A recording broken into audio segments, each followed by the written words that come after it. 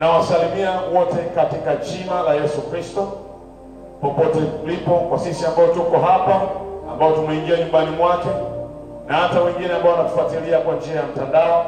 Nitumie fursa hii kukukaribisha kipekee. Karibu katika ibada hii ya leo, na uifanye ibada hii kuwa meza maalum ya wewe na Mungu kukutana muweze kuzungumza. Amesema kwenye neno lake, njooni tusemezane. Basi na wewe sogea katika namna ambayo Mungu amekuwezesha sana wakati huu wa leo, ili uweze kusemezana na Mungu wako.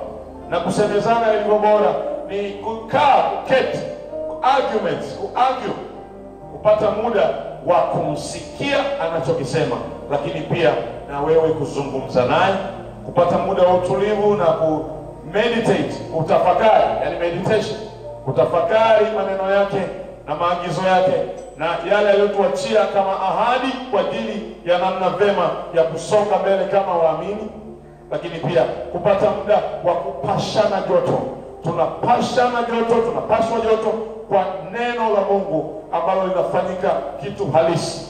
Linatoka kuwa maandiko, linatoka kuwa andiko, linahuishwa kwa njia ya nafsini mwetu, na linaamsha hisia zetu dhidi juu ya uelewa wetu ya mambo ya rohoni. Na inapotokea jambo hilo, linasababisha spiritual awakening, uamsho wa kiroho unathibitika kwa maisha ya yule ambaye ni muamini. Hivyo haujakosea kuwa Mkristo, haujakosea kuwa ndani ya wokovu, haujakosea kuianza safari hii ya imani, haujakosea kuja nyumbani mwake siku ya leo, haujakosea kujiunga nasi kusikiliza siku ya leo, haujakosea kumwabudu Bwana, haujakosea kumchagua yeye kama option pekee. Tunapoingia katika safari ya imani, hatuna mawazo mawili, hatuna nia mbili. Unakuwa na option moja tu, kwamba nimemchagua Yesu aniongoze katika safari ya maisha yangu. Na kama nilivyosema, amen popote ulipo, na Bwana akubariki sana. Tutakwenda kujikumbusha juu ya namna ya kuimarishwa, jinsi ya kuimarishwa katika Bwana, kuimarishwa na Bwana. Tutaangalia nguvu hiyo inayofanya uimara wetu ukawa thabiti na madhubuti. Kwa hiyo nguvu ya kuimarishwa, ama jinsi ya kuimarishwa katika Bwana. Tutaangalia juu ya asili ya uhodari wetu, matokeo ya pambano zuri la kusimamia imani, la kupiga mwendo vizuri, ahadi na utimilifu wake kiujumla. Lakini pia tutaangalia misingi ya uimara wa imani yetu kama kanisa, yani tulio ndani ya Yesu Kristo, ambao ni mwili wake Yesu Kristo. Basi tutaangalia asili ya uimara wetu, na tukifika hapo, nguvu yetu itazidi kupanda na uimara wetu katika Bwana utazidi kuwa wa kiwango kingine. Sema wa kiwango kingine. Lengo ni wewe uweze kubadilishwa, upewe hatua ya juu zaidi, utoke hapo ulipo, uhamie level nyingine, a new dimension, a new level of dispensation of His grace. Upate kiwango kingine cha juu zaidi cha kumiminwa neema yake katika maisha yako. Hivyo ni fursa nzuri sana ya kusikia, kutulia kwa utulivu, na uweze kupokea katika jina la Yesu Kristo. Katika kitabu cha Isaya 41 mstari ule wa 18 mpaka wa 20, na baadaye tutakwenda Matendo ya Mitume sura ile ya kwanza mstari wa 6 mpaka wa 8. Basi nitasoma mstari ule wa 18 wa kitabu cha Isaya 41 katika jina la Yesu. Nitafunua vijito vya maji juu ya milima, na chemchemi katikati ya mabonde. Nitageuza jangwa kuwa ziwa la maji, na mahali pakavu kuwa vijito vya maji. Nitapanda katika jangwa mwerezi, mshita, mhadasi na mbono. Nitatia katika nyika mberoshi, mtidhari na mtayashuri pamoja, ili waone na kujua, wakafikiri na kufahamu pamoja ya kuwa mkono wa Bwana ndio uliofanya jambo hilo, Mtakatifu wa Israeli ndiye aliyeliumba. Kwa nini tumesoma sura hii ya Isaya? Tumesoma sura hii ya 41 ambao msingi wake ni kufanya re-establishment, ni kujenga upya, kurejesha uimara wa nyumba ya Yerusalem, re-establishment of Jerusalem. Na hii iliandikwa, ni unabii ambao Isaya nabii aliutoa kama kuleta matumaini. Ni utabiri wa matumaini ambao aliweka ili kujenga imani mpya na kuuisha ule msingi wa urejesho wa Yerusalem baada ya kuwa imebomolewa na kushambuliwa. Kwa hiyo unabii huu ulikuja kimadhubuti na kimkakati kwamba utaamsha tena ile imani na hamasa ya watoto wa Mungu kuzidi kusonga mbele na kumtumainia Bwana kwa upya, wakiwa wameuishwa kivingine. Ndio maana anasema anarejesha milki ya Yerusalem ili kuweza kusimama tena, the establishment of Jerusalem. Sasa sisi ndio Yerusalemu ya sasa. Kwa hiyo tunaposema kuimarishwa, unaporejeshewa kile ambacho ulikuwa umejipoteza, kilikuwa kimeharibiwa, adui ametafuna, ameiba, ameng'oa, amechinja, ameharibu. Sasa unakuwa established tena, unapandwa kwa upya ili uweze kusimama na kupiga mwendo tena katika jina la Yesu. Basi twende katika kitabu cha Matendo ya Mitume sura ile ya kwanza kuanzia mstari ule wa 6 na wa 8, then tutaanza kuchambua moja baada ya nyingine. Matendo ya Mitume sura ya kwanza anasema, basi walipokutanika wakamuuliza wakisema, je, Bwana, wakati huu ndipo unapowarudishia Israeli ufalme? Ilikuwa ni swali. Walitaka kujua nyakati na urefu wa ukomo wa ufahamu na majira ya juu wanachokufahamu juu ya wokovu na Yesu Kristo na ufalme. Ndio maana wanakutanika kumuuliza swali hili. Wakamuuliza wakisema, je, Bwana, wakati huu ndipo utakapowarudishia Israeli ufalme? Mstari wa 7 akawaambia, si kazi yenu kujua nyakati wala majira Baba aliyoyaweka katika mamlaka yake mwenyewe, lakini mtapokea nguvu akiisha kuajilia juu yenu Roho Mtakatifu, nanyi mtakuwa mashahidi wangu katika Yerusalemu na katika Uyahudi wote na Samaria na hata mwisho wa nchi. Tunaona kitu gani hapa? Anapotujia Roho Mtakatifu, anakuja ili atufanye sisi kuwa mashahidi wa Yesu Kristo. Ndio maana anasema nanyi, mstari wa 8, mtakuwa mashahidi wangu. Kwa hiyo wokovu tulioubeba ni wa Yesu Kristo, ni ili agano lake litimie katikati yetu, kwenye maisha yetu. Kazi ya Roho Mtakatifu na uwepo wake ndani yetu ni ili sisi tumshuhudie huyo Yesu ambaye tumemwelewa na kutambulishwa kwa uwepo wa Roho Mtakatifu kusimamia neno lake ambalo ni yeye mwenyewe. Bwana Yesu asifiwe. Haleluya. Kwa hiyo ukishakuwa shahidi wa Yesu, unaanzia ushahidi huo unaanzia kwako wewe mwenyewe kama mtoto wa Mungu. Ndio maana anasema Yerusalemu. Yerusalemu ni makao makuu, yani mwili wako. Miili yenu, miili yetu, mwili wangu ni hekalu, ni makazi yake. Kuanzia kwenye nafsi yako, yani uelewa wako ndio chumba cha siri. Uelewa wako, utu wako wa ndani, unapoelewa understanding ya mambo ya kiroho, ndio Yerusalemu, ndio chimbuko, ndio makao. Na hapo ndipo ndio credo, mahali panapozalisha matokeo na bubujiko la imani na msingi mzima wa safari ya wokovu. Ndio maana nasema nanyi mtakuwa mashahidi wangu Hasemi mtakuwa mashahidi kwa watu wa mashahidi wangu. Kumbe msingi mkubwa wa ujio wa Roho Mtakatifu ni kutuimarisha. Ukisha imarika, ule uimara unaotembea nao unashuhudia mamlaka inayoachiliwa ama iliyoachiliwa kukufanya uwe hivyo ulivyo. Ndio maana huwa nasema kila siku kwamba tumeumbwa kwa jinsi ya ajabu na ya kupendeza. Mungu hajatuumba akiwa amechoka. Hakutuumba akiwa yuko bored. Hapana. Hakutuumba akiwa amesahau kwamba tukatokea accidental. Ilikuwa ni mpango maalum kwamba mimi na wewe tuumbwe, tuwekwe hapa duniani.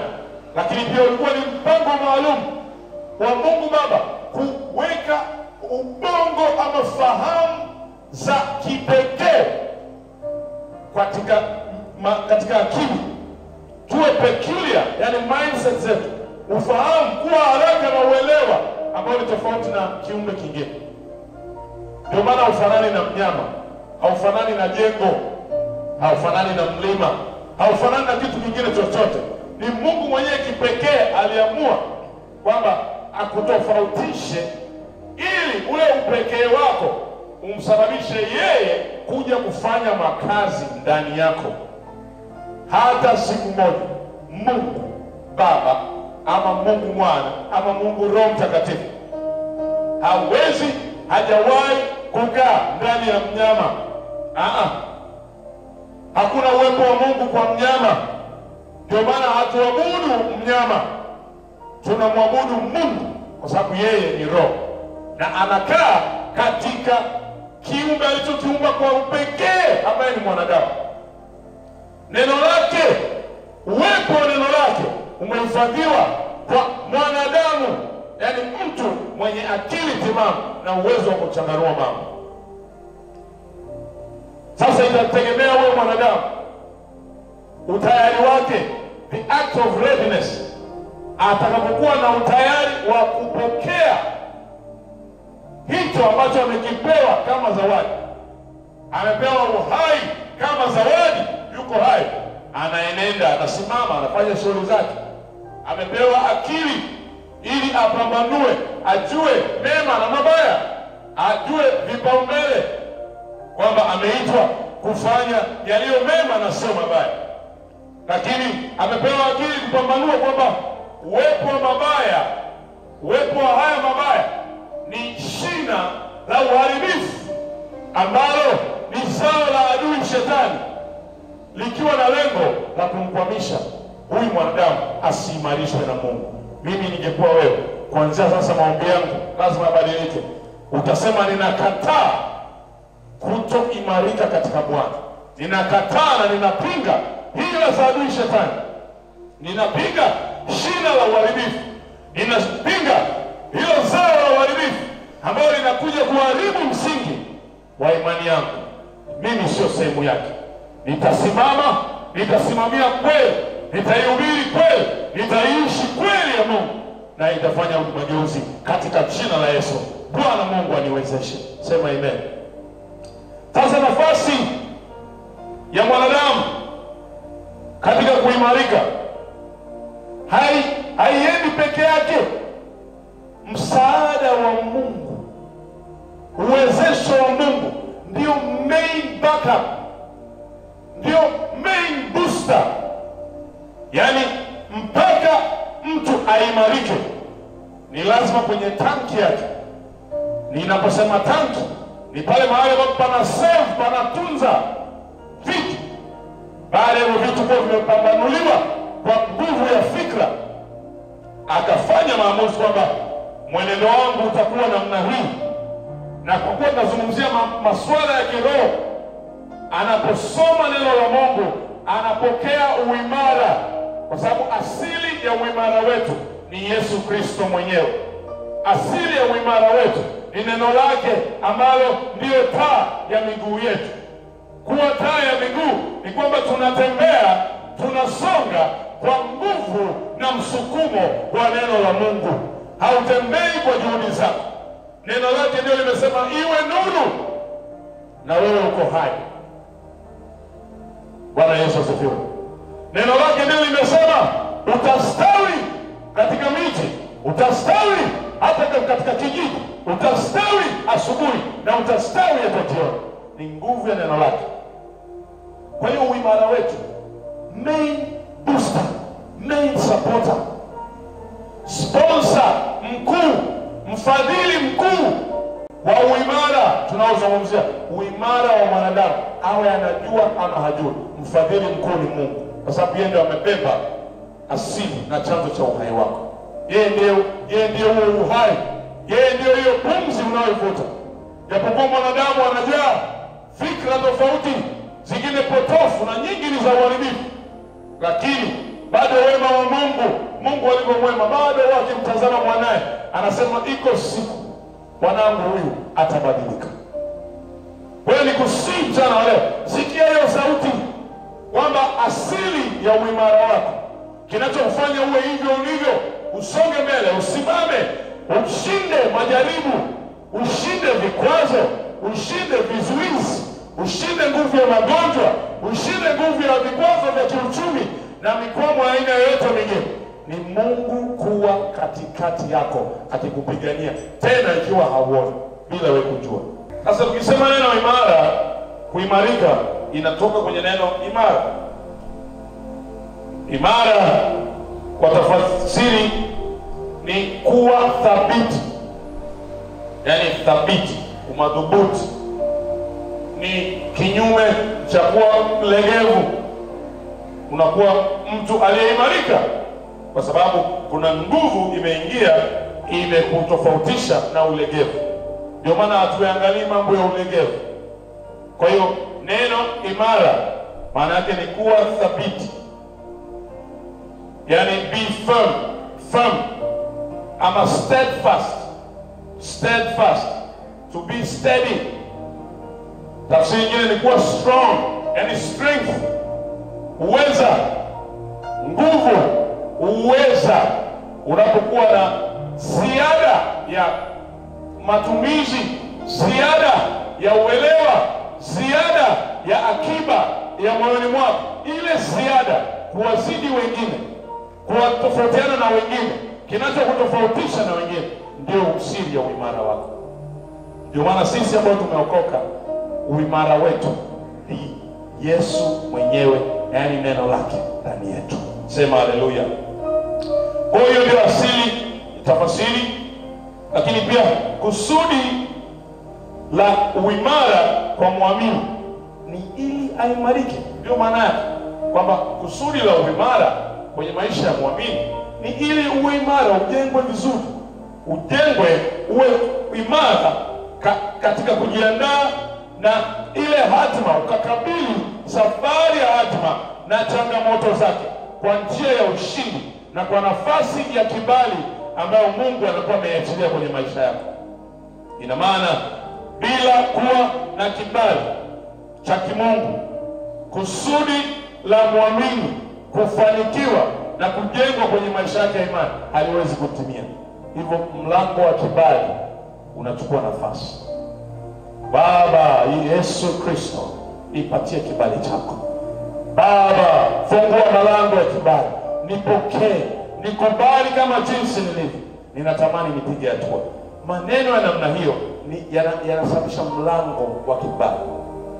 Kibali ni acceptance, kibali ni favor, unmerited favor. Kibali is the grace beyond. Ni mlango ambao hukustahili ila umestahilishwa.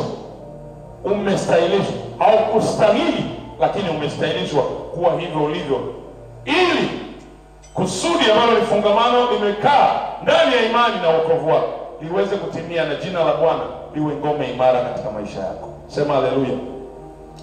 Sasa wengi tukiimarika tunajisahau, tunafikiri ni kwa nguvu zetu sisi tuko hivyo tulivyo. Kumbe si hivyo. Upaswi kujiona wewe ni bora kuliko wengine, bali unapaswa kuona ubora na uspecial, yani upekee ambao Mungu ameweka ndani yako kama nyenzo, kama chanzo cha kutumia kudhihirisha wema wa Mungu. Yaani hivyo ulivyo wewe, hivyo ambavyo umepewa wewe, jinsi ulivyo wa kipekee na tofauti, haujawekwa hivyo na mafanikio ulionayo na hilo jambo unalolijua. Haujawekwa hivyo ili kunyanyasa watu, haujawekwa hivyo kuwakanyaga watu ama kujiona wewe ni bora zaidi ya wengine, bali yes, wewe ni bora kuliko wengine. Lakini hebu tazama sasa kipekee ubora huo ubora ulio ndani yako, utumie uwe kielelezo cha kudhihirisha wema, upendo na fadhili za Mungu kwa watoto wake. Hiyo ni amana, hiyo umewekeza, ni uwekezaji wa Mungu ameufanya kukuimarisha ili kazi zake uzitimize hapa kwa uwepo wako. Sasa mwanadamu ni mtu wa ajabu sana. Akifanikisha kwa alichokuwa anakitaka, anamsahau Mungu. Anaanza kujiona yeye kwamba ni nguvu zake ndio zimemfikisha hapo alipo. Kumbe ni tofauti.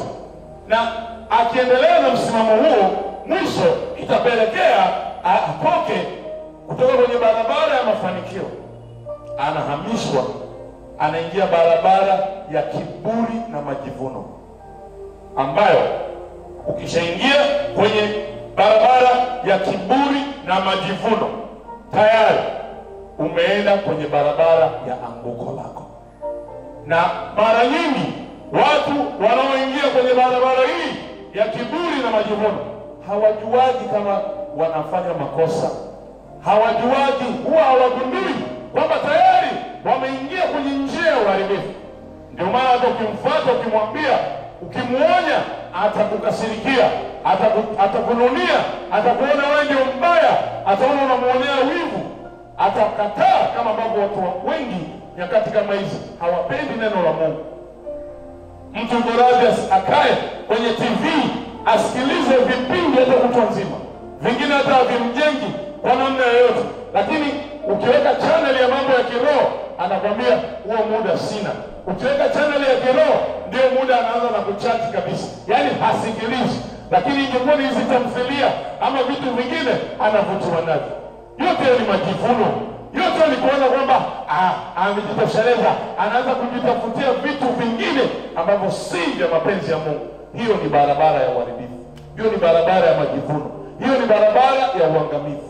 Bwana atuepushe mbali katika jina la Yesu. Sema, Bwana Yesu, uniokoe na njia ya uharibifu, unirejeshe kwenye njia ya msingi bora, kwa njia ya kuimarika, niweze kuimarishwa na wewe, nizidi kukaa pamoja na wewe katika jina la Yesu, amen. Sasa twende pointi namba 2 ambayo tunaangalia msingi ama uimara wa imani yetu. Tumewekwa kwenye msingi upi? Bwana Yesu asifiwe. Haleluya. Tutafungua Warumi ile 10 mstari wa 17, anasema, tunaangalia asili ya imani hiyo kama muamini, asili yako ile imani. Anasema, basi imani chanzo chake ni kusikia, na kusikia huja kwa neno la Kristo. Kama imani chanzo chake ni kusikia na kusikia huja kwa neno la Kristo, ina maana Kristo ndiye asili na msingi wa uimara wetu kama kanisa. Kristo ndiye asili na msingi wa uimara wetu kama waamini. Yaani nguzo ya imani tuliyoipokea, chanzo chake ni kusikia. Lakini umesikia nini? Kusikia huja kwa neno la Kristo. Ina maana umesikia neno la nani? La Kristo. Hilo neno ni nani? Ndiye Kristo. Linapoingia kwenye maisha yako, linabadilisha, linaua ile asili ya uharibifu, linakuingiza kwenye asili ya Yesu, asili ya neno. Kwa hiyo msingi wako, msingi wa utu wako, na unapoendesha mambo yako ya kiroho, unabadilisha automatic. Unatoka kwenye kuwa tegemezi wa akili zako, tegemezi wa fedha, tegemezi wa elimu, unahamia kwenye kumtegemea Mwokozi. Ndio maana tenzi inaimba, kumtegemea Mwokozi kwangu ni tamu sana. Unamtegemea Mwokozi Yesu Kristo kwa sababu yeye ndiye chanzo na asili ya imani yako. Bwana Yesu asifiwe. Tukitoka hapo, napenda Paulo tena kwenye ile Waefeso anaielezea vizuri asili, kwamba asili ya hii imani. Ile sura ya 2 mstari wa 20 wa Waefeso 2:20 anasema, na tabiri nianze mstari wa 19. Basi tangu sasa ninyi si wageni wala wapitaji, bali ninyi ni wenyeji pamoja na watakatifu, watu wa nyumbani mwake Mungu. Kwa nini? Kwa sababu ya zao la imani. Kwa kuwa tupo kwenye imani moja, hakuna ugeni tena. Ndicho anachomaanisha kwamba sisi tuliokuwa nje ya agano, ndio maana Paulo anawaandikia hapa Warumi, tulikuwa nje ya agano la wokovu, lakini kwa nguvu ya kulipokea agano hilo kupitia Yesu Kristo, kwa njia ya msalaba na wokovu aliofanya, tumeingia. Anatuambia sasa, basi tangu sasa ninyi si wageni wala wapitaji, bali ninyi ni wenyeji pamoja na watakatifu, watu wa nyumbani mwake Mungu. Angalia mstari wa 20 ambao ndio ninautaka. Anasema, mmejengwa juu ya msingi wa mitume na manabii. Mitume na manabii, naye Kristo Yesu mwenyewe ni jiwe kuu la pembeni. Kumbe uimara wetu, nataka uone target hapa. The target hapa ni Kristo. The target ni moyo wako. Wapi hazina umeweka nani? Ndani ya moyo wako umeweka nini? Target hapa ni ijulikane kwamba uimara wako, ile foundation ya huo uimara wako kweli ni juu ya msingi wa mitume. Anasema mitume kwa sababu mitume ndio walio transmit, walio transport, waliosafirisha, waliopeleka habari za wokovu kutokea siku ile walipokea rudufu ya Roho Mtakatifu, wakasambaa kwenda ulimwenguni kote. Wakaanzia pale Yerusalemu, wakaenda Samaria, wakaenda mpaka mwisho wa nchi, wakafikia kule. Kwa nguvu ya mitume kupeleka habari njema, tulisikia, tukapokea, tukajengwa na ujumbe wao. Kwa nguvu pia ya manabii, unabii wao uliturejesha mara kwa mara. Hata tumesoma nabii Isaya anayosema juu ya re-establishment of Jerusalem, kwamba juu ya kujengwa upya msingi wa Yerusalemu kama muamini, yani Israel. Lakini hivyo hivyo kwamba kupitia unabii, yani unabii uli-enforce, ulisukuma, uliongeza kasi ya neno kuthibitika. Ndio maana mwisho anamalizia hapa, mmejengwa juu ya msingi wa mitume na manabii, hawa kama mababa wa imani, lakini naye Kristo Yesu mwenyewe ni jiwe kuu la pembeni. Wote waliosema mitume, yote walionena manabii, walinena habari za neno la Mungu, waliwarejesha watu wa Mungu kwenye mstari kwa njia ya neno. Na kwa kuwa walitumia njia ya neno, neno ndiye Yesu Kristo. Ndio maana anasema na Yesu Kristo jiwe kuu la pembeni. Sema haleluya. Nikifika hapa huwa ninafurahia sana. Ninashangilia kazi ya msalaba. Ninafurahia neema ya wokovu. Ninanyenyekea kwa kuwa mmoja miongoni mwa watu waliokombolewa kwa damu ya mwanakondoo. Na ndivyo tunaambukiza roho hiyo hiyo, shauku hiyo hiyo, hamasa hiyo hiyo ihamie kwa kila muamini, ampokee Yesu Kristo na aone fahari ya yeye kwetu ameokolewa. Upaswi kujionea haya. Usionee haya Injili. Usionee haya wokovu ulionao. Maana ni uwezo wa Mungu uletao wokovu.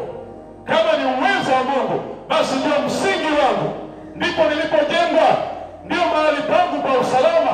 Yani bila kuwa na wokovu, bila wokovu kudhihirika, nisipodhihirisha wokovu wa Kristo Yesu, nisipokuwa kielelezo, usipokuwa kielelezo kama muamini, usipokuwa kielelezo bora, watu wasipomuona huyo unayemnena, something is missing.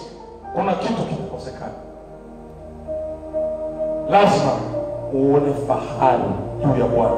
Jionee fahari juu ya Bwana. kama Yesu Kristo jiwe kula pembeni, kama imani yangu chanzo chake ni Yesu, kama msingi uliojengwa ni mitume na manabii, ina maana I am surrounded with favor, I am surrounded with his grace. Nimezungukwa na neema ya mitume na manabii, nimezungukwa na wingu kubwa la mashahidi. Siko peke yangu, kuna watu ambao wamenitangulia, ambao nikiwatazama ninapata uhakika kwamba uamuzi niliofanya ni sahihi. Ndio maana anasema hivi. Paulo anawaambia hawa watu, anawakumbusha wasione kama wokovu wamepokea juu tu. Anawaambia kuna watangulizi walikuwepo. Kuna watangulizi walikuwepo, mitume walikuwepo, manabii. Hawa wote wanakuja kulipa joto mazingira ya wokovu, wanakupa joto na ulinzi, wiko, ili upate matao na matuo, ukaribisho kwenye maisha ya mwanadamu. Akisikia kwamba manabii na mitume waliotangulia walianena haya yaliyoletwa na ameleta mambo ya Yesu, inakuwa rahisi Yesu Kristo kuingia ndani ya maisha ya mwanadamu.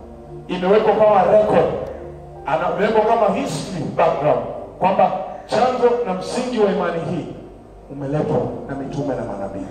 Mtazamo wako nini kama mwamini?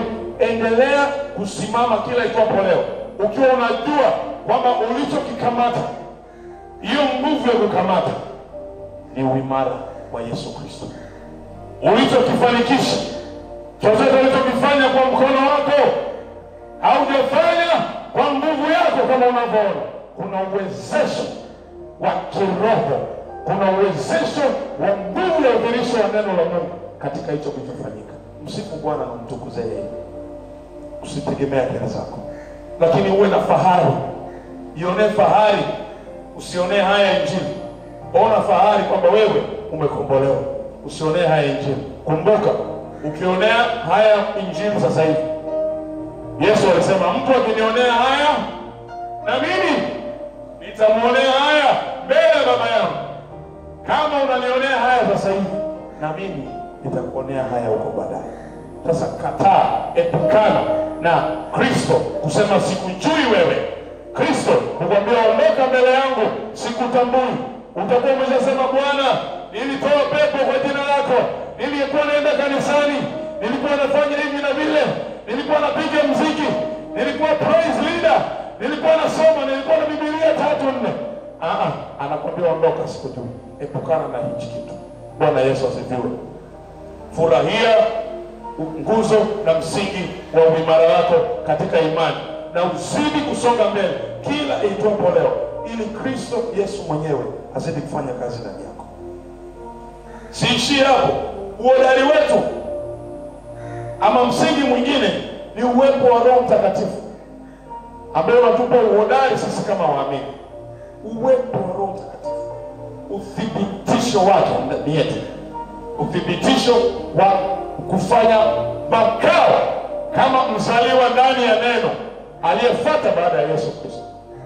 Roho Mtakatifu ni uwepo wa Yesu ndani ya kila muamini, ni udhihirisho wa Yesu. Yaani Roho ni udhihirisho wa Yesu Kristo.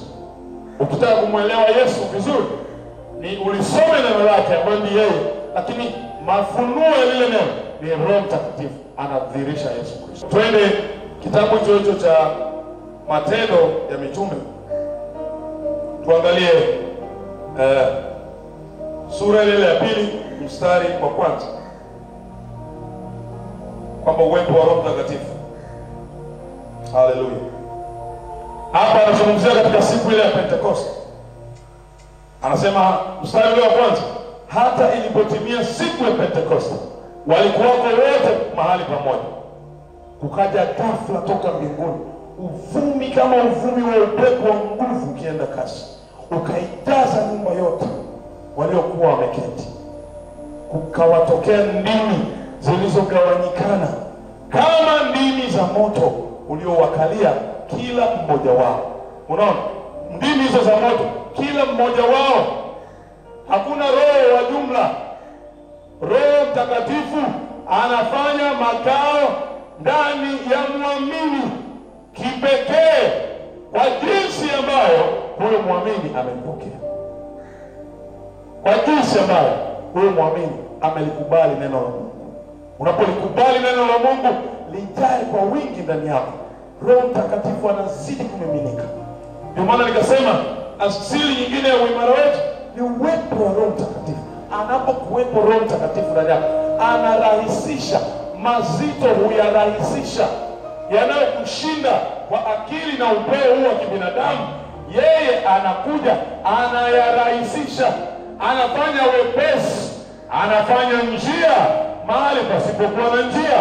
Fikra za kibinadamu zinapoishia, Roho Mtakatifu anakupa mafunuo, anakukumbusha kwamba kuna hiki hapa, nenda mstari fulani, leta ule mstari, kili ule mstari.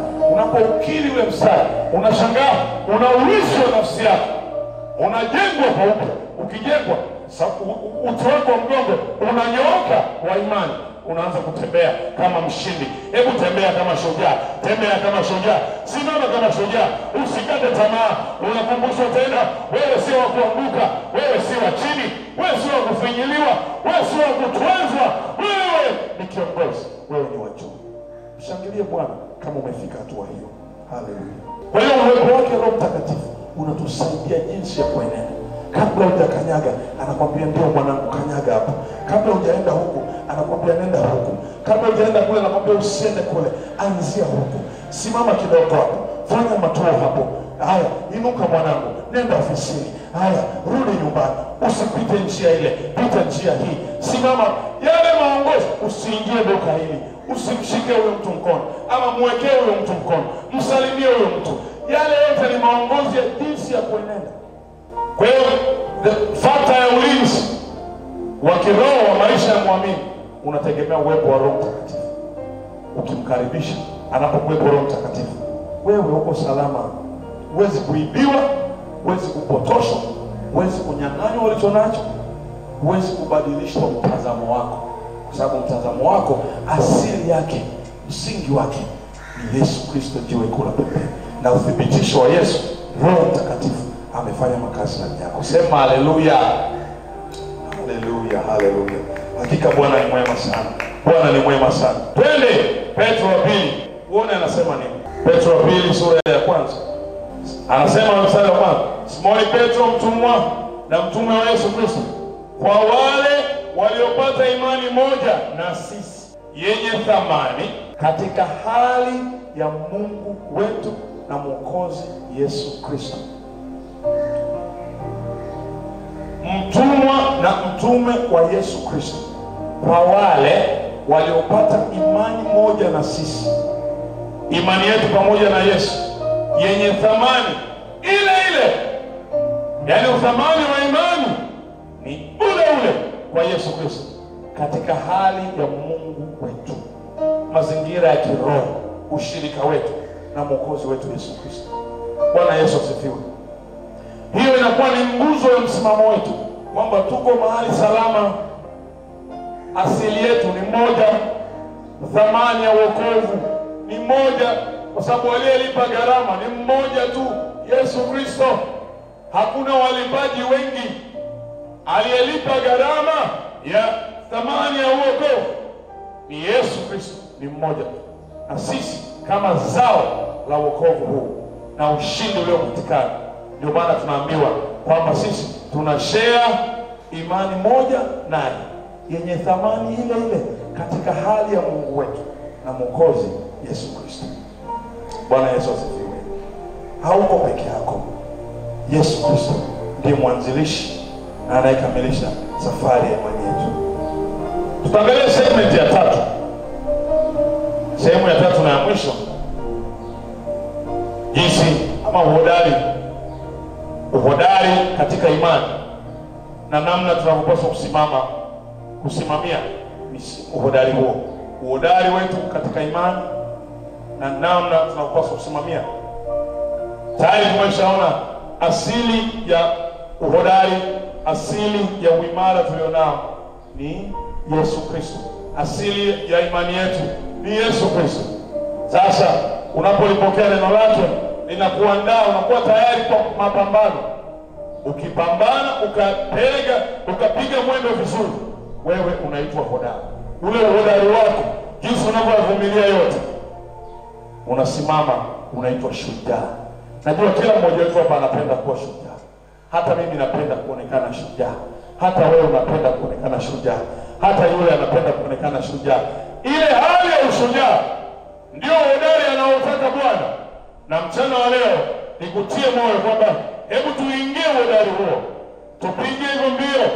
Tupige huo mwendo ili tutiwe moyo kwa nguvu ya imani iliyo ndani yetu. Tufungue Waefeso 6.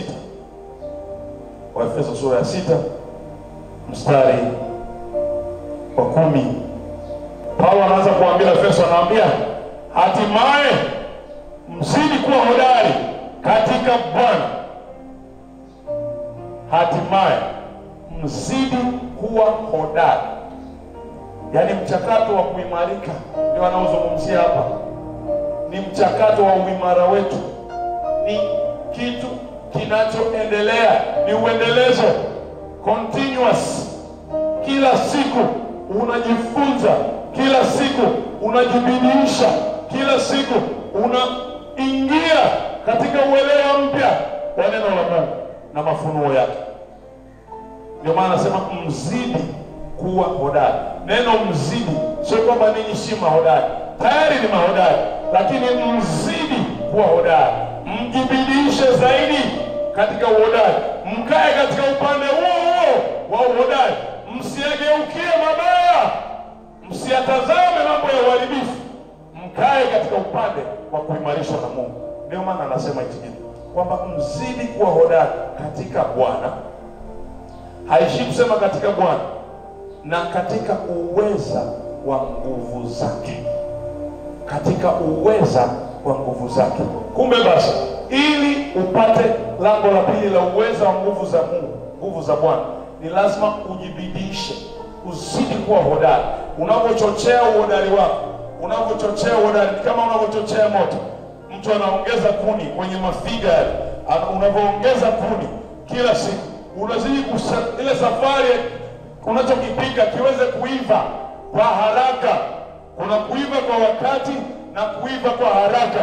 Ni vitu viwili tofauti, lakini vinategemeana. Unatamani kitu kiive kwa wakati. Ndio maana anasema mwe hodari, mzidi kuwa hodari katika Bwana. Yaani ni sawa na kuiva kwa wakati, lakini unapoendelea kuhodarisha katika Bwana na katika uweza wa nguvu zake. Uweza wa nguvu za Mungu ukivamia, ukidhibitika kwenye maisha ya muamini, unaharakisha mambo yanakwenda tofauti. Yale mamlaka utakayoyavaa yata-enforce ahadi za Mungu kutimia. Tumesoma hata prophecy ya Isaya tulipoanza kwa Isaya 41, na tunarudi sasa hivi. Ili maneno haya yatimie, yanamhitaji huyo ambaye ni Yerusalemu, yani muamini, akae katika uhodari, ajibidiishe, usimamie zile ahadi za Mungu kwenye maisha yako. Sio kitu chepesi, wala haileti mazingira ya kupuuzia vitu, bali inahitaji msisitizo na mgandamizo hali ya juu ya fungamano la neno la Mungu, utayari na umadhubuti ya bidii ya kulisema, kulisoma, kulinena, kulitafakari na kuliishi. Ukitimiza hiyo, unahama kwenye kutoka uhodari katika Bwana, unakwenda kwenye uweza wa nguvu zake. Uweza wa nguvu zake ni utimilifu. Haiwezekani ukasema neno la Mungu na lisitimie. Ndio maana kila neno lenye pumzi ya Mungu ni Mungu mwenyewe. Hicho ni cha kwanza. Kila neno lenye pumzi ya Mungu ni Mungu mwenyewe. Ukisema ni Mungu mwenyewe, maana yake ni kwamba lina uwepo wa Mungu. Neno la Mungu ndiye Mungu. Hakuna tofauti kati ya neno la Mungu na Mungu. Unapolitaja neno la Mungu, umemvuta Mungu karibu. Ndio maana unaposema twende kwenye uweza wa nguvu zake, ukifika kwenye kulinena neno la Mungu, umejibidisha, umelielewa kwa hali ya kipekee, linaanza kufanya, linamea, linazaa matunda. Huo ndio uweza kwa nguvu zake. Matokeo ya neno la Mungu kwa ndani yako, tunaanza kuona kivitendo, kimwenendo, matokeo yanajifunua, yanajieleza. Unaonekana wewe ni wa asili ya wapi. Neno linapokuwa halisi, linakutofautisha, linaanza kuvuta ahadi za Mungu kutimia na kuwa dhahiri kwenye maisha yako. Kila kilichonenwa, kila iliyokuwa kama ahadi, as long as maadamu wewe ambaye umeahidiwa hizo ahadi, utakaa mahali pa kusubiria ambapo ni kwenye neno lake Mungu. Utakaa mahali pa kusubiria ambapo ni sehemu ambayo yenye tumaini jipya, ndani ya wokovu, ndani ya imani thabiti. Ukikaa hapo, unasababisha yaliyonenwa kama unabii kuweza kutimia. Wapo watu ambao wamepishana na unabii wao. Wapo watu ambao wamezuia unabii wao, wao wenyewe wakageuka kuwa zuio la unabii wao. Wako watu ambao kwa sababu ya misimamo yao kuwa tofauti na msingi wa asili yao, wamefanya mpango wa Mungu usitimie kwenye maisha yao. Wao ndio wamekuwa zuio. Alafu hao wanakimbia, wanakuja wanasema, mchungaji niombee, mtumishi wa Mungu niombee, nina mkosi, kuna mtu ananizuia, siku na hiki na kile, naona mambo yangu hayaendi, naona vitu vyangu vimesimama, naona mambo sio kama mwaka juzi, yaani haifanani na wakati ule nimeokoka. Kuna tofauti kubwa. Anakupa listi, kila kitu kimebadilika. Anasahau kwamba kuna mahali nati imelegea. Amelegeza nati sehemu, hajafika. Yes, amekuwa hodari, lakini hajazidi kuwa hodari. Yes, wewe ni hodari, lakini zidi kuwa hodari. Ndio anatukuambia Paulo kwenye hii wa Efeso kwamba mzidi kuwa hodari. Na asili ama siri ya uhodari wetu ni neno la Mungu. Ndio linakuimarisha, unakuwa na muscles za kupambana siku ya uovu. Na unapojiwekea lile neno la Mungu, misuli yako ya imani inakomaa. Ikikomaa ile misuli, unawekwa kuwa shujaa. Shujaa ameshinda. Na kwa sababu imani yetu ni zao la ushindi, na wewe unakuwa mshindi.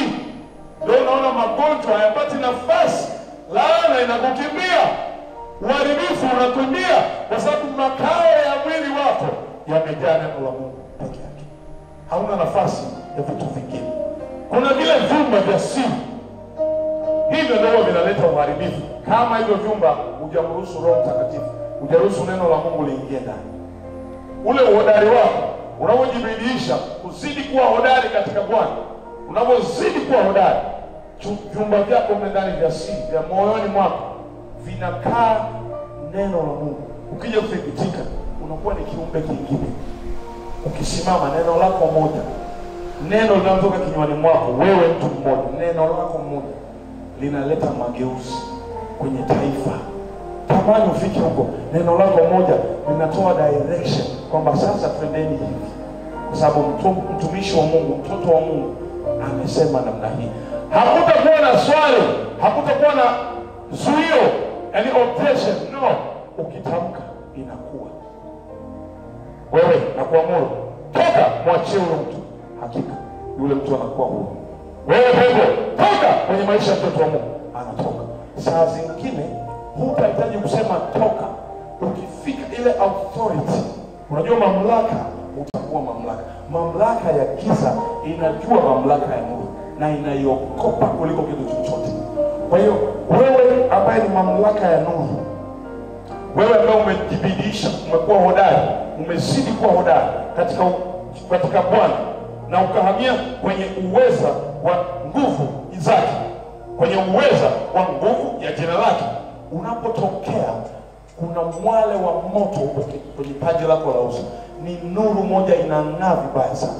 Sasa unapotokea namna ile, authority yako inakuwa ni ya juu sana, ina utiisho wa mamlaka ya kimungu yamebebeshwa kwenye paji lako la uso. Ile taa inaangaza kwenye mamlaka ya giza, na giza, ile mamlaka ya Ibilisi inafanya kazi kwenye giza. Nikisema giza sina maana ya usiku huu, ingawa pia ndio, lakini giza ninalozungumza sasa ni katika ulimwengu wa roho, kwamba wanatumia kwamba huyo wanayemtesa, huyo anayemshambulia hajui haki zake. Kutokujua nafasi yake, hajui haki zake, ina maana itapelekea asijue cha kudai, wala hajui anasimamia wapi, hajui yeye ni nani, hajui asili yake.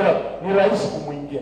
Lile ndio giza. Wanatumia wana take advantage of your ignorance. Kutokujua kwako, wao kwao inakuwa ni opportunity ya kupenetrate. Wanapenya, wanaingiza itikadi zao, wanaingiza dosari zao, wanaingiza utawala wao, wanaingiza territorial spirits zao za kigiza. Sasa ukipata mwamko na neema ya kukombolewa huko, ukavaa silaha za Mungu vizuri, ukazidi kuwa hodari, ukitokea ile taa yako inang'aa, mamlaka ya giza zinafifia, zinatoeshwa. Wewe kuna wakati hutakemea, uwepo wako tu utathibitisha mamlaka iliyoko ndani yako, kwa sababu hautembei peke yako, unatembea katika uvuli wa nguvu ya jina la Yesu. Unatembea katika uvuli la ruhusa ya kimamlaka mbinguni. Wewe kweli upo duniani, lakini umeishusha mbingu duniani. Yaani uwepo wako na uwepo wa Mungu vimefungamana kwa pamoja, na fungamano lenu ni takatifu, na mwenendo wako unaathirika.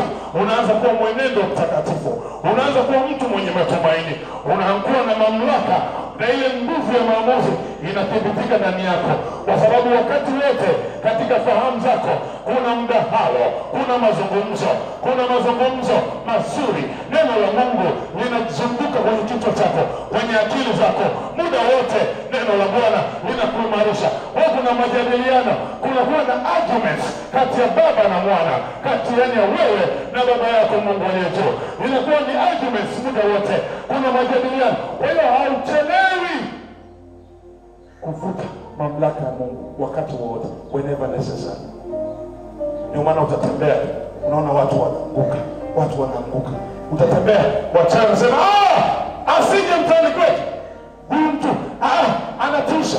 Watu watashindwa kutazama usoni, wanaogopa mwanga unakaza, kwa sababu una nguvu. Tamani hiyo nguvu kwa jina la Yesu, na naiamuru hiyo nguvu katika jina la Yesu ivamie maisha yako, ili usiwe kama mtu wa kawaida. Sema, mimi si mtu wa kawaida, sijazaliwa na zao la kawaida, siko hapa duniani kwa hali ya kawaida. Kuna kusudi ambalo si la kawaida, inanipasa nisiwe mtu wa kawaida. Kataa kila changamoto inayosimama mbele yako.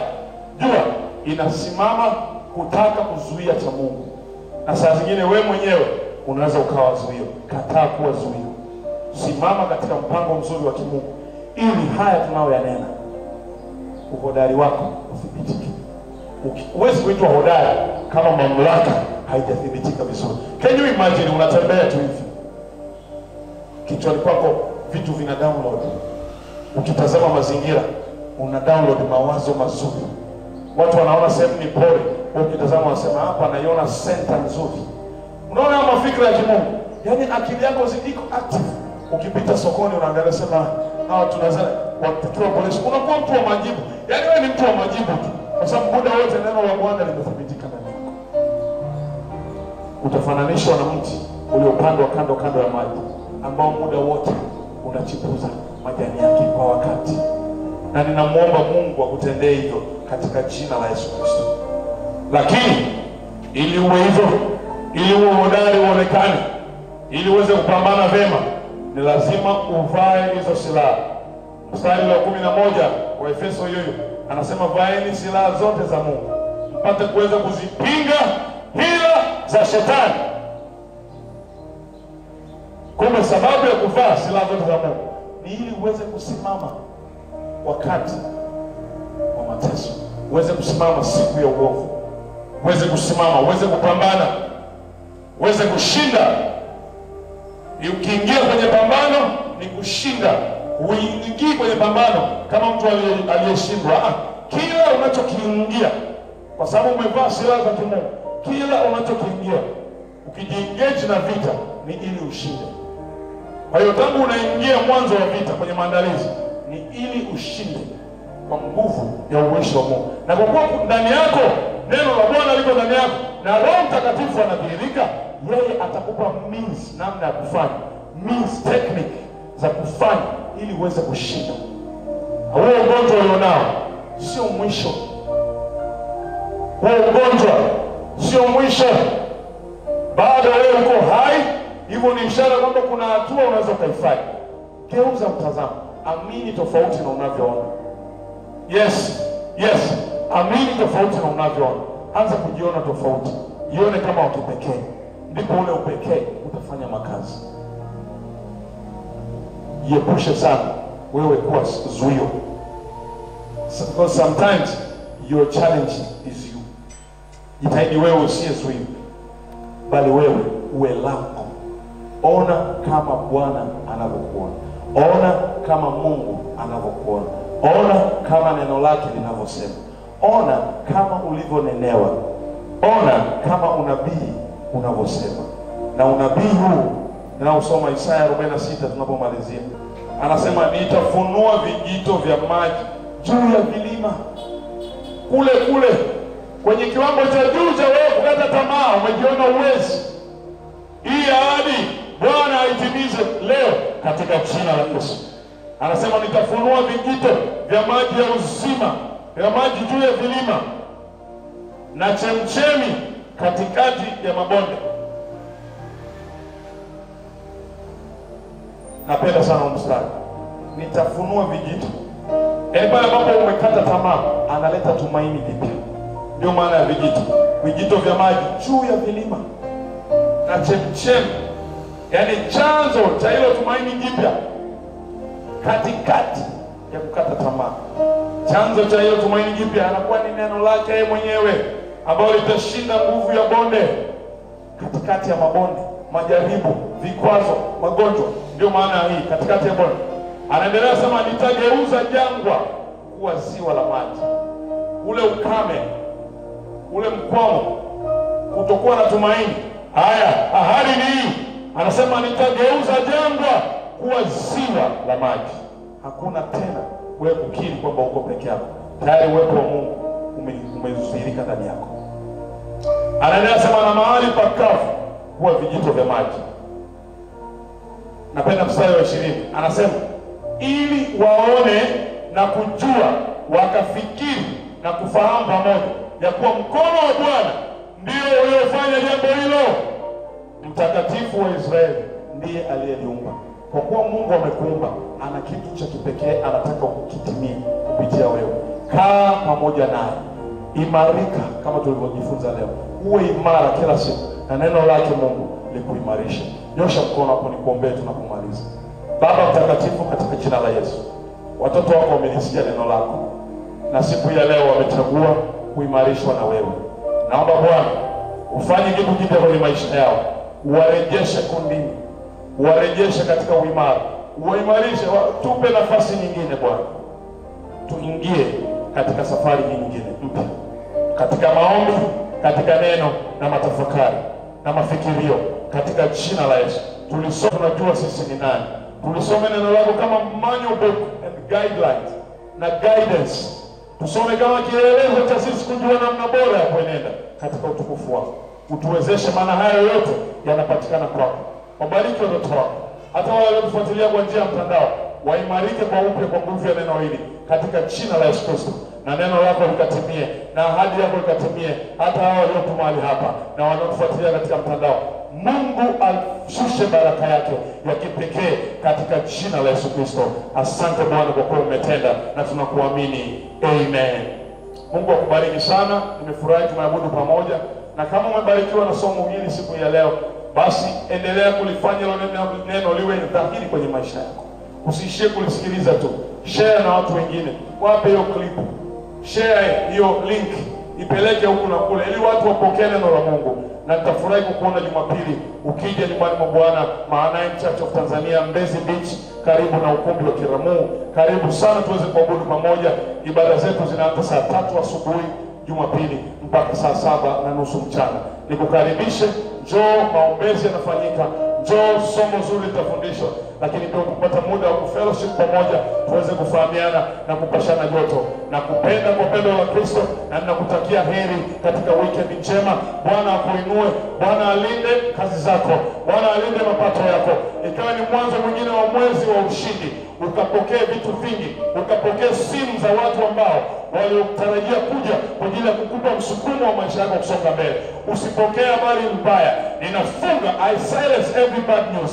Hakuna taarifa mbaya itakayokupata, bali ukapokea taarifa njema, na malaika wa Bwana wasikauke katika hema yako, katika jina la Yesu Kristo. Amen. Bye bye and God bless you. See you on Sunday. Thank you.